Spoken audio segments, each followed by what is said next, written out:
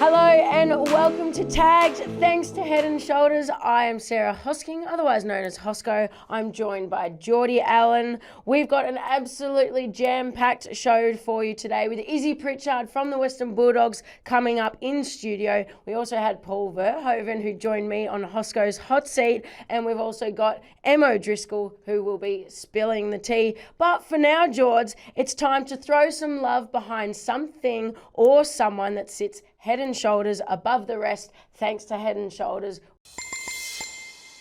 Well, I don't have a someone for you. I think that would have been covered in the hair and makeup chair. But the daylight savings for me is something that sits head and shoulders above the rest.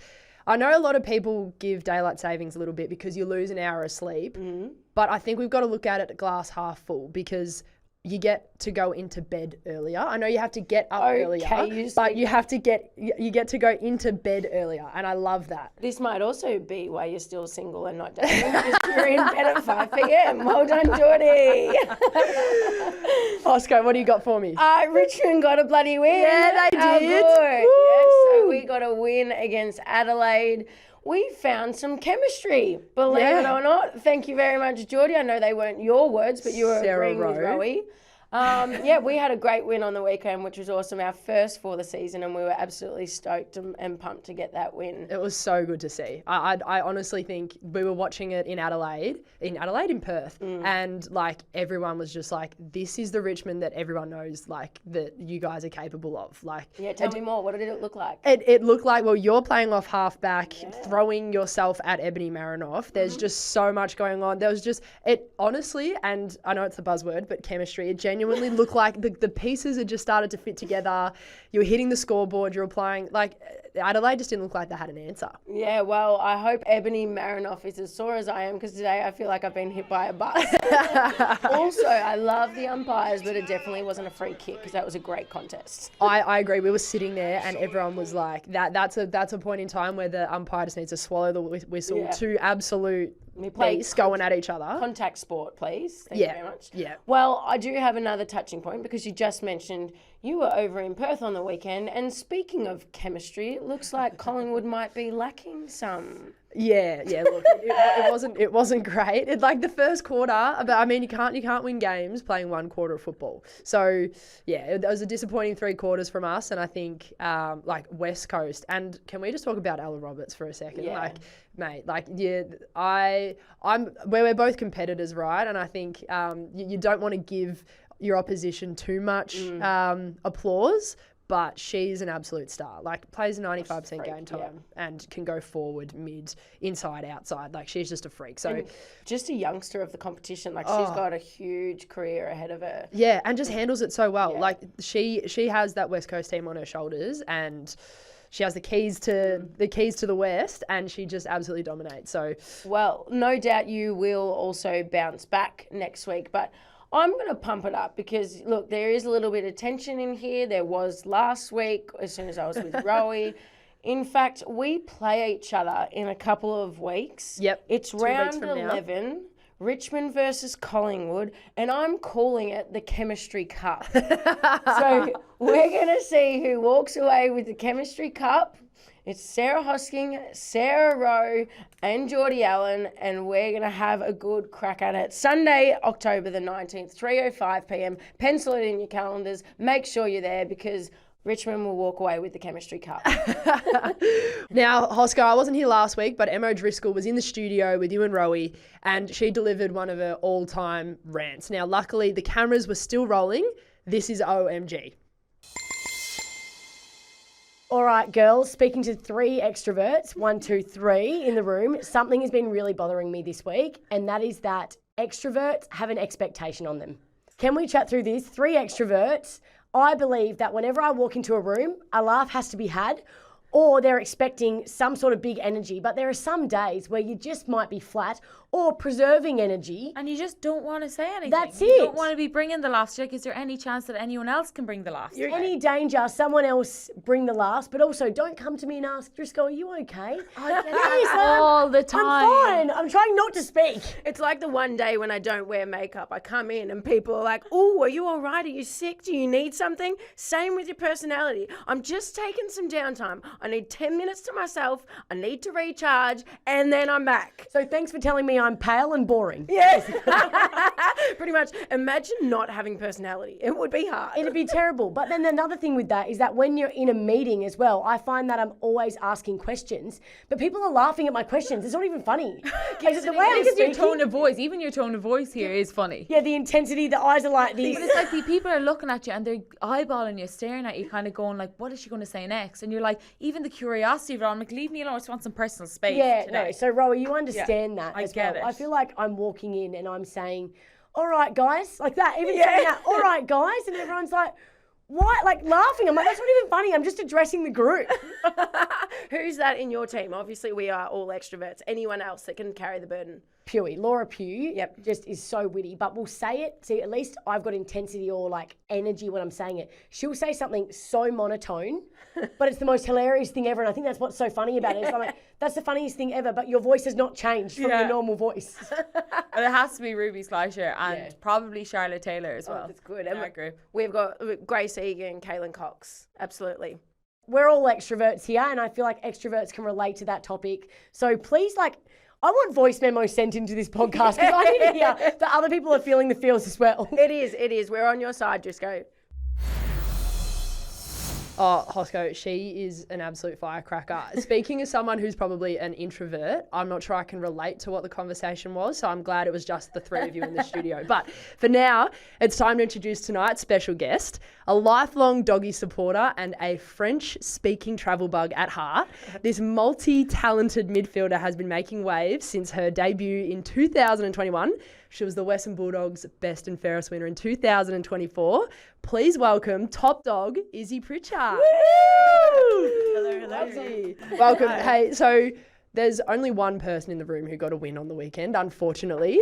How happy are you for Hosco and the Tigers? I am very happy for Hosco. We had a similar experience last year.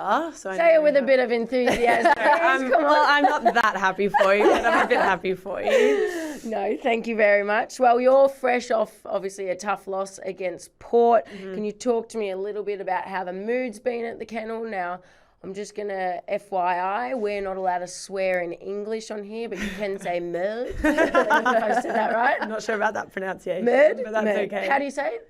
Merde. Merd. Yeah, how is it down at the kennel at the moment? It's all right. I think, sorry to bring it up, Geordie, but our win against Collingwood last week was really good. And Yeah, it was, give us more. It was good vibes at the club. Not going to lie, I had a little bit of PTSD when I heard that you were coming into the studio. It was just a bit too soon. Yeah, so I think we've had pretty good energy this week, and going into Port, we were feeling pretty confident. Like, we thought we were capable of winning the game, and we started off pretty well. We just faded away in the second half, which was a bit disappointing. And you've had a bit of consistency across this season. Like, obviously, there's been a little bit of up down, so I feel like you've been able to find some form. Yeah, I think the scoreboard hasn't necessarily told the whole story for the season. I think, we haven't had as many wins as we would have liked, but I think the development that we've shown across the season, particularly still building on from last year, has been a bit nourishing and a bit rewarding. And I think we'd obviously like to see more wins on the board, but I think there's a lot to be excited about. It sounds like you guys aren't measuring success by wins and losses, because obviously you had some brilliant performances early on in the season. You almost beat the Hawks. And are those the types of wins that you still measure as a success, even though you don't take home the 4 points? Yeah, I think we want to be a competitive side against the best teams, and that's our goal. And the fact that we were able to do that and bring it to Hawks, and we challenged Brisbane a bit, especially in the first half. I think that those things are really rewarding. We want to be a winning side, though. Yeah. So at the end of the day, we want to win. But what we've shown so far, we're happy with, but we want to keep building. And during the game on the weekend, we saw Elizabeth Georgiou-Stathis go down, clutching, I think it was a left knee. Have you got any insight or intel on how she's going? So I think her ACL is okay, which is really good. I think she's fully turred her.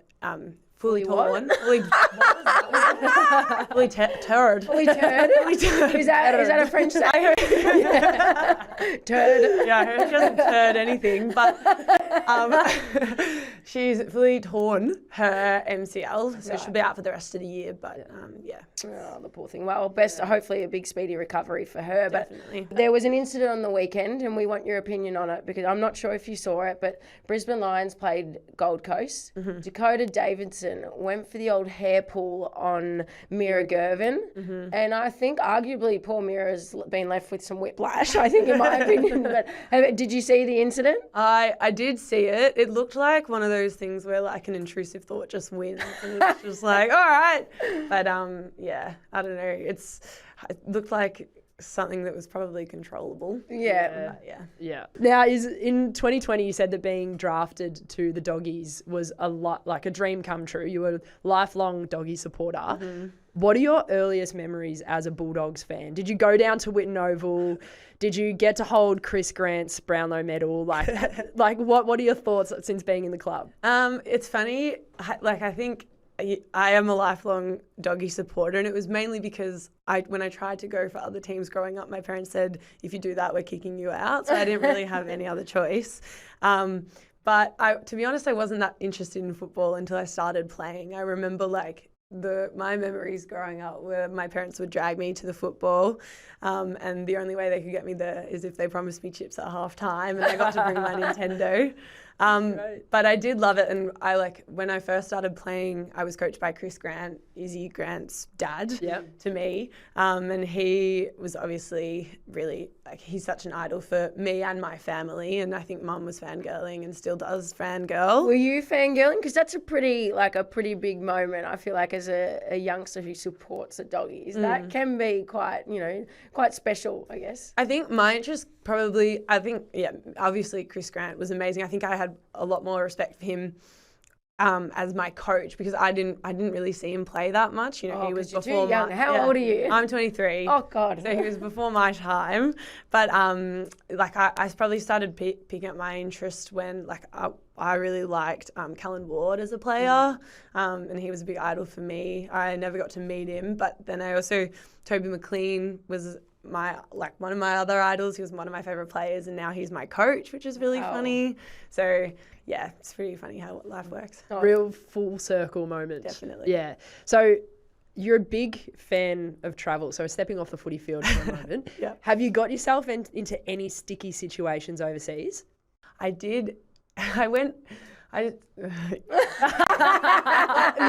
that Here we sticky, go. but I did at the end of 2022 maybe, or end of my third season, I think, I really wanted to go live overseas for a little bit, and I was like, I can go do that for 5 months.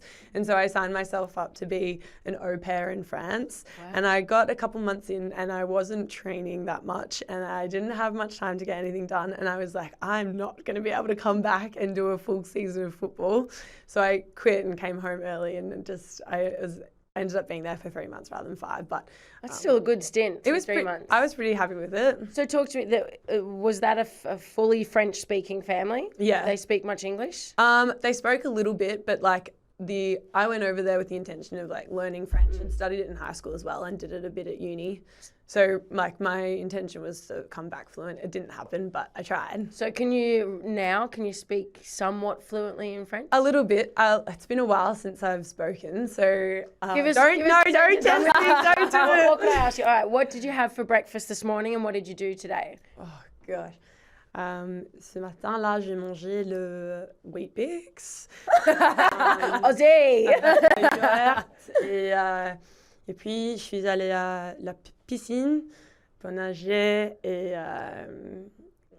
maintenant, je suis là pour do a podcast. You sound... Bravo. Trust me, you could be saying anything and I still believe you right now. I bet someone who speaks better French than me is going to watch this and be like, oh, she butchered that. No, that's incredible. Beautiful language. That is. It's absolutely amazing. I do have a question. It's not a little bit footy related, but definitely some pop culture here. So one of your teammates, Mua Lalawifi, she has been the talk of AFLW for a little while because she had Justin Bieber follow her during the week. Now, can you talk to me a little bit about that period? Yeah, I think, to be honest, Moo's still going on about it. And fair enough, because he's still following her. Yeah, well, Sure. I've checked. I'm a big Justin Bieber Okay, fan. right. He Okay. is still so this following. is the facts. Well, yeah, I don't know. I mean, I guess it's cool, but I think Moo is like she's pretty chuffed about it. And now Daisies is all we hear in the gym, so that's what we get to live with because of it. Is she in charge of the music in the gym, or who normally gets to do that? Not really, but now I feel like Moo's influence has infiltrated into the music players, and now all we hear is Justin Bieber. But to be fair, Ali Gavalis is also a super fan. Right. In Yes, I fact, did know that. she did follow him in her car back in like, I don't know how old she was, and like tracked him down when he came to Melbourne and eventually got a photo with him. No. But I'm pretty sure she camped out in a car for a night. That's called stalking. It's true. That is a federal offence. Speaking of artists as well, Taylor Swift has just launched a new album. Are you a fan? No, we've discussed this. I know that. You don't have to pretend, it's fine. But I do believe there is another teammate of yours that is potentially on the same path as Mua to be noticed by Taylor Swift. Who is it? It is Ellie Blackburn. Which is a surprise. I don't know about you, George, but that was a surprise to me. I'm not sure. I think there's Swifties in every club. That's true. I almost could have. I disagree. I reckon Blackers, it strikes me as a Swiftie. Yeah, Does she give that energy? a little bit. Yeah. I don't, absolutely not. Can you imagine her sitting there banging out to a Yes. Taylor Swift song? Oh, Yes, she keeps I playing could. it in the pre-game, and I'm like, this is the vibe. This is not the vibe right now. But I'm not sure if she's going to end up like Mua with Taylor following her, or if she's going to end up like Gav and she's going to be stalking her. Right. All right, before we let you go, Pritch, we have to have a quick little chat because there's a cracking game coming up this Friday. You're against Essendon at Whitten Oval, 7:15 p.m. Give us a little insight. No, I think it'll be really good. Last year we played Essendon for Pride Round as well, and we got a little bit of backlash from the media for a low-scoring affair.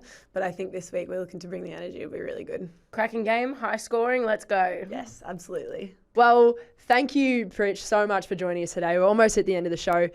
For those of you who are listening, Pride Round celebrations kick off this coming weekend, so make sure you head along to your game live. There'll be heaps going on at your local footy club.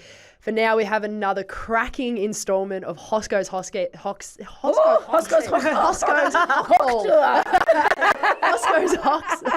now, we have another cracking instalment of Hosco's Yeah, no, we are keeping it in. I'll take over. We have another cracking episode, installment of Hosco's Hot Seat, where we had Paul Verhoeven join us, who is a broadcaster for ABC, and he had a red hot crack. Well, this has been tagged. Thanks to Head and Shoulders. Look at George. He's all nervous now. Sign us off, George. Enjoy Hosco's Hot Seat. Enjoy your night. Thanks. Hi, I'm Paul Verhoeven. I am an author, screenwriter, ABC radio broadcaster. I support Carlton Football Club, and I cannot handle chili. Paul, welcome to Hosco's Hot Seat, where I ask you a series of spicy hot questions. Now, do you have to answer the question? No, absolutely not. But if you don't, you must take a mouthful of some very hot, spicy Tabasco sauce. God. Is that okay? We got a deal? Look, they've locked the doors, so yeah, let's do it. All right, let's crack in. So, my first question for you. Your parents were cops in the 80s. Yes. Perfect. Yeah. Who do you love more, your mum or your dad? God damn it! All right. Okay. Just dig in. Yeah, all right, here we go. Dig here we in. go. All Yeah. right, a healthy amount. I like it. Yeah, well, you know, you got to set the bar high. Here we go.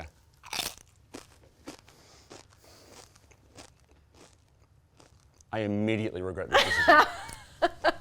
That is so hot. Okay, we're going to keep powering through. We Yeah, are okay. powering through. Great. Now, who do you imagine would have been a better cop, your mum or your dad?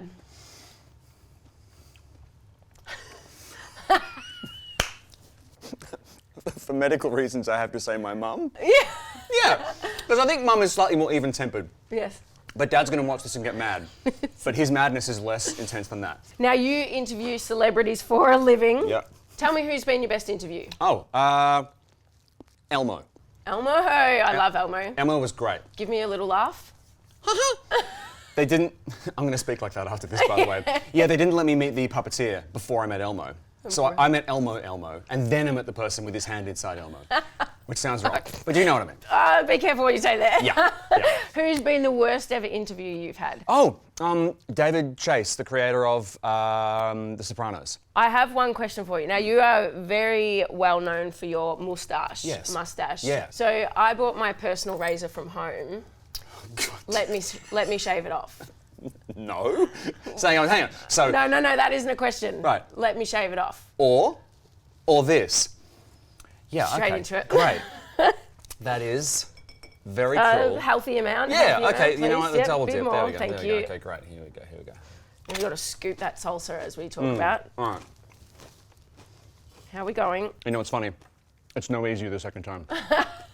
Yeah. You know what? In fact, moustache is a big gambit, so I'm gonna throw you a freebie. I'm gonna go into the very hot Yeah, stuff. give it a go. Thank you. great. I was about to say that's for one half of the moustache, the other Yeah. half. Yeah. We have a first aid, right? Yeah. I sure? mean, I'm qualified. Tackling me is not first aid. AFLW first ever match. Do you remember when that was? Yes. Eyes are starting to water.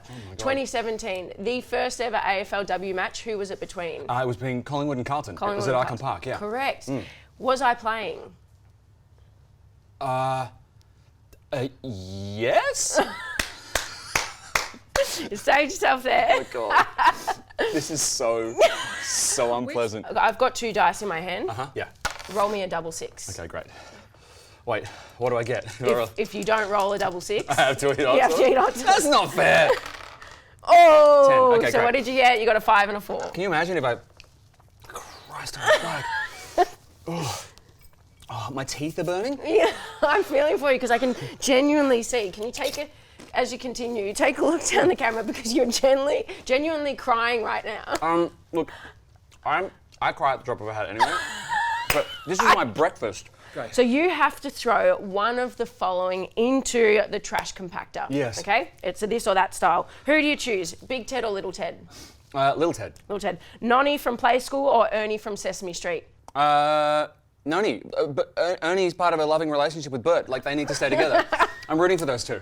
Okay. Yeah. Bluey or Fireman Sam? Fireman Sam, are you kidding? Yep. You can't be anti-Bluey. Paul, thank you very much for joining Hosco's Hot Seat, and I really do not envy your toilet bowl at the end of the day. Oh my God.